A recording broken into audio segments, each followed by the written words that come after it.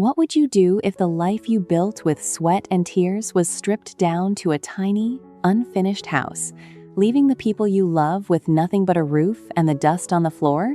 The heavy scent of ripe passion fruit hanging in the humid afternoon air usually brought comfort, but today, it only masked the bitter weight of sacrifice. With a blistered hand wiping the sweat from her brow, and an old woven basket slung tightly across her shoulders, Tu Tien stood at the crossroads of survival and dignity, watching the man she loved bend his back to rebuild a broken world from scratch.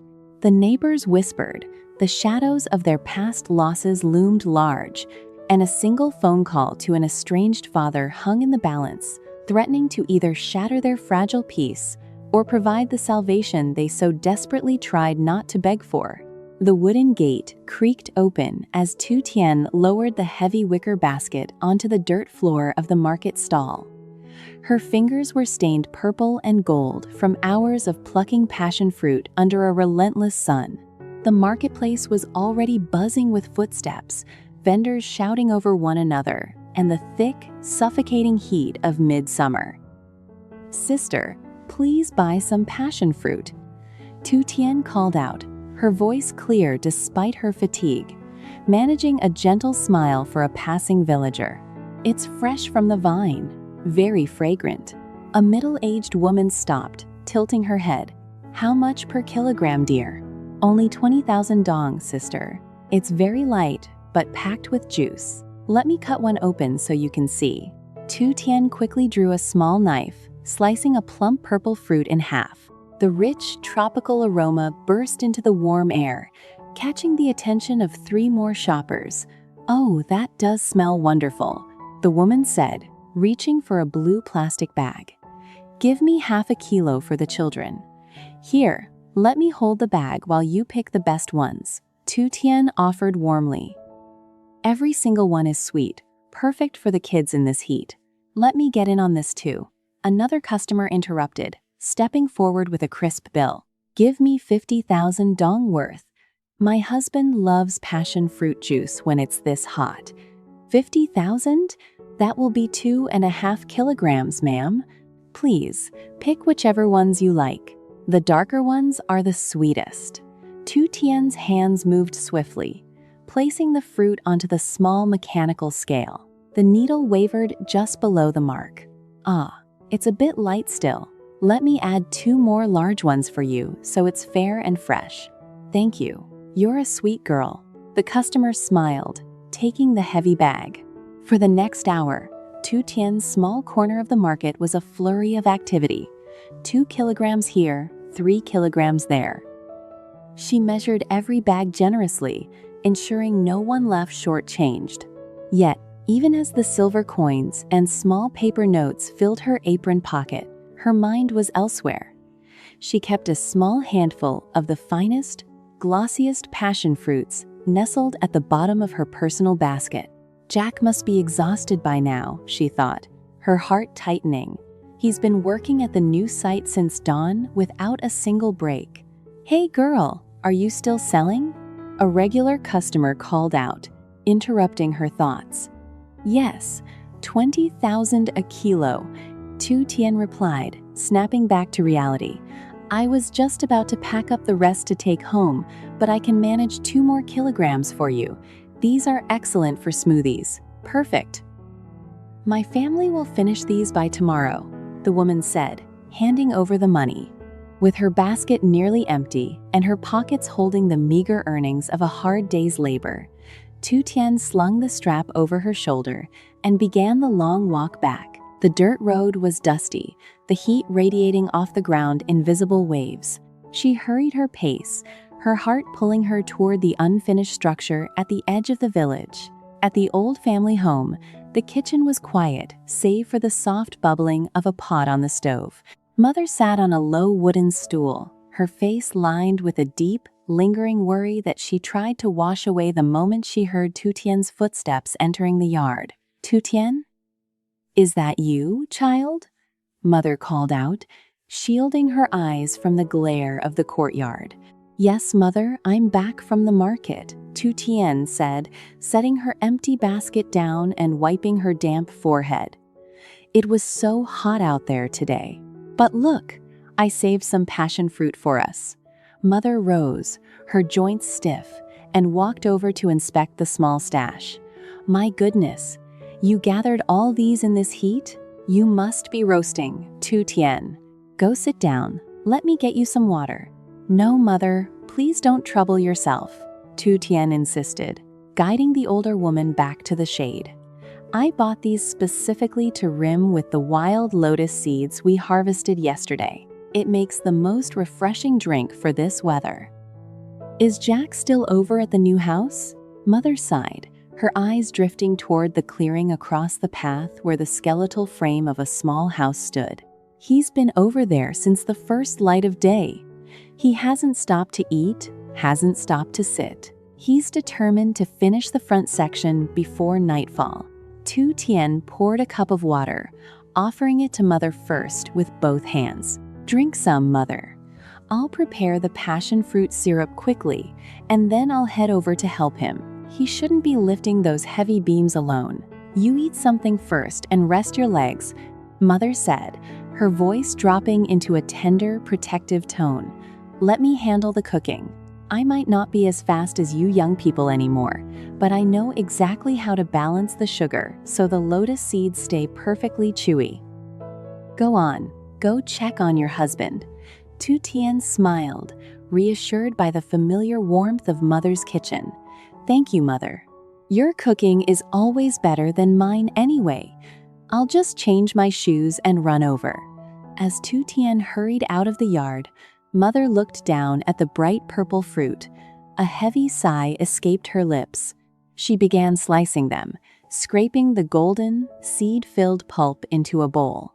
She thought of how much they had lost, how hard her son was pushing himself, and the quiet dignity with which Tu Tien accepted this new, harsher reality. They shouldn't have to suffer like this because of the past, Mother thought, her hands shaking slightly as she stirred the sugar into the pot.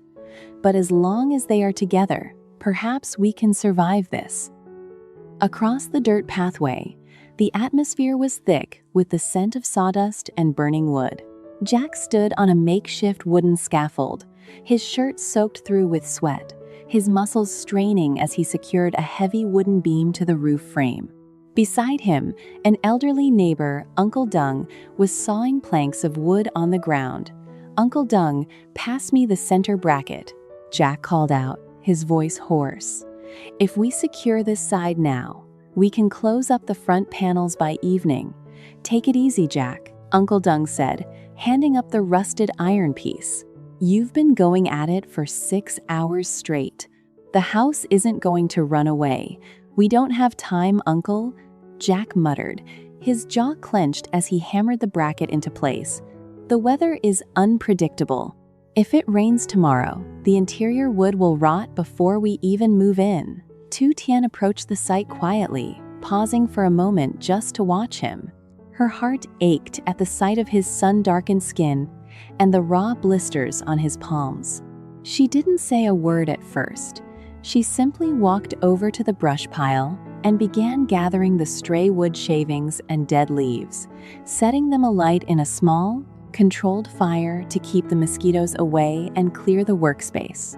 Jack looked down, his expression softening the moment he saw her. He climbed down from the scaffold, wiping his hands on a rag. Tu Tien, why are you here? You should be resting after the market. I wanted to help you, she said, looking up at the structure. The house was small, much smaller than what they were used to, but it was solid. The neighbors said the house next door is almost finished too. Everyone is rushing before the season changes. I can handle the heavy lifting, Jack said, though his tired eyes betrayed him. Look, the sky is clouding over again. I thought it was going to pour earlier, but now the sun is beating down worse than before. Let me help you clear these sugarcane stalks, Tu Tien said, reaching for a bundle of dense, overgrown cane near the foundation. They're taking up too much space here. Should we chop them down and replant them further back near the fence? That's a good idea, Jack agreed. taking the machete from her to handle the thickest stalks. We can clear this entire side patch. I was thinking, what if we dig the water well right here? It's close to where the kitchen extension will be. Tu Tien nodded, her eyes bright as she envisioned their new life. Yes, that's perfect. It will be much easier to carry water for cooking. But Jack, promise me you'll build a traditional wood-fired earth stove for me inside. I want to cook the way Mother taught me. Whatever you want, I'll build it, Jack said softly, his hand lingering on her shoulder for a brief second. By tomorrow, the main frame will be completely done. Are you sure you're not too tired to be out here? Not at all. Besides, Mother is at home making passion fruit and lotus seed tea. She said we can all have a cold drink as soon as we finish this section. Tu Tien looked around the dirt lot, her mind spinning with practical plans. The soil here is rich, Jack. I can plant a whole vegetable garden on this side. We won't even need to buy greens from the market anymore. We'll be entirely self-sufficient. I already planned out the storage space for you, Jack said, pointing toward the interior. I'll build wooden cabinets all around the walls and secure them tightly. I've already cleared out the debris inside. Later tonight, I just need to sweep it down. Then I'll help you sweep, Tu Tien insisted. 2 pairs of hands are faster than one. Before they could resume working, a familiar voice called out from the path. Mother was walking toward them, carefully balancing a large clay pitcher and several glass cups on a wooden tray. You two need to stop right now, Mother called out, her tone firm but loving. Come under the shade and drink something. You've been working like machines. Mother, you shouldn't have carried that all the way over here, Jack said, quickly running to take the heavy tray from her hands. Nonsense. I smelled the passion fruit from across the yard and knew you boys would be parched, Mother said, sitting down on a clean log. I rimmed the lotus seeds until they were perfectly translucent and soft. Go call Uncle Dung and the other workers over. Jack nodded, taking 2 large cups over to the men working on the far side of the fence. Here, uncles, take a break. Mother brought some cold tea. Back under the shade of the large jackfruit tree, Tu Tien took the wooden spoon from the pitcher, gently stirring the thick golden liquid. The wild lotus seeds glided through the rich passion fruit pulp, looking like small pearls. Look how beautifully these turned out, Mother, Tu Tien said, pouring a glass and handing it to her first. The seeds are completely infused with the sweetness. Drink up, children, Mother urged, wiping a bead of sweat from her own face. The weather is turning strange again. One minute it looks like a storm, the next it's scorching. This drink will clear the heat from your bodies. Jack returned, sitting heavily beside Tu Tien. She handed him a full glass. He took a long, deep draught, closing his eyes as the cool, tangy sweetness revived him. Wow, Mother, this is incredible. The lotus seeds are so chewy, and there's no bitterness left at all. Tu Tien treated the seeds perfectly before we boiled them, Mother noted proudly. She knows how to handle the raw ingredients. It takes away that harsh, earthy taste. Tu Tien smiled, her fingers lightly brushing Jack's arm. See? I told you it would be good. Mother even sliced up some sweet melon for us. She handed him a pale green wedge of fruit. Eat this too, it's very fresh. For a few minutes, the sound of hammers and saws faded into the background, replaced by the quiet comfort of a family sharing a simple meal on the dirt ground of their future home. But beneath the sweetness, an unspoken tension remained.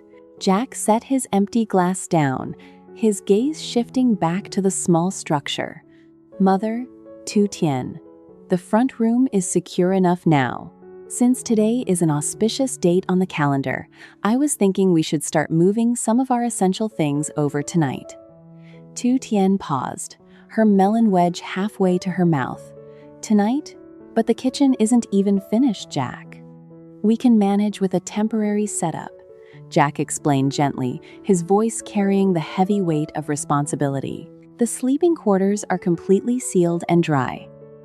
If we move the main mattress and our daily utensils over today, it sets a good omen for the house. We can finish the remaining details day by day. Mother nodded slowly, her expression thoughtful. Jack is right. A good start brings good fortune. We shouldn't delay just because everything isn't perfect. But Jack, have you thought about what we talked about yesterday? Have you called your father Mr. Fuang? The mention of the name cast a sudden chill over the warm afternoon. Jack's posture stiffened, his fingers curling slightly into his lap. I told you before, Mother, Jack said, his voice dropping an octave, losing its warmth.